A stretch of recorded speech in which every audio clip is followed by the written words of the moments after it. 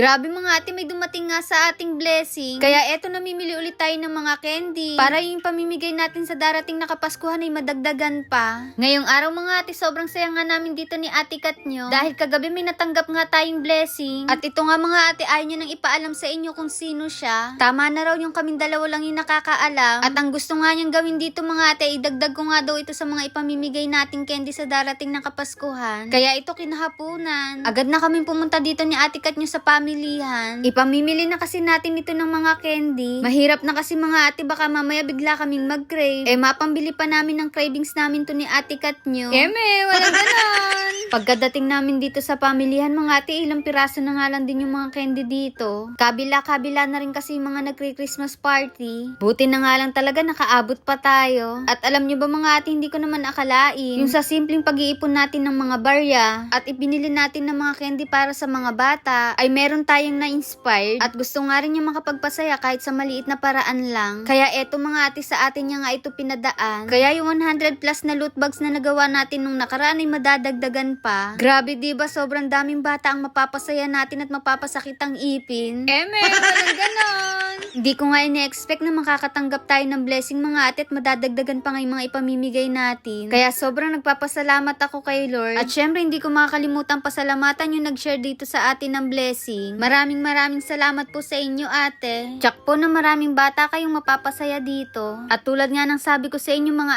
ate, pagtulong ay wala sa halaga, sa dami yan. Ang importante tao sa puso natin. Sobrang natutuwa lang din ako dahil dati, pinapangarap ko lang yung ganito. Yung kahit candy lang ay makapagbigay ako sa mga batang namamas ko. Pero ngayon mga ate, hindi lang isa yung mabibigyan natin, kundi daan pa dahil sa tulungan nung nagpadala ng blessing. Syempre after naming mamili, hindi naman makukumpleto ang araw ni Ate Ayan nyo kung hindi yan po food trip. Sabi ko nga kay Ate Kat nyo, mag-date muna kami. Wala kasi akong makadate mga ate. Yung isa kasi dyan, ayaw pa akong yayain. Walang ganon.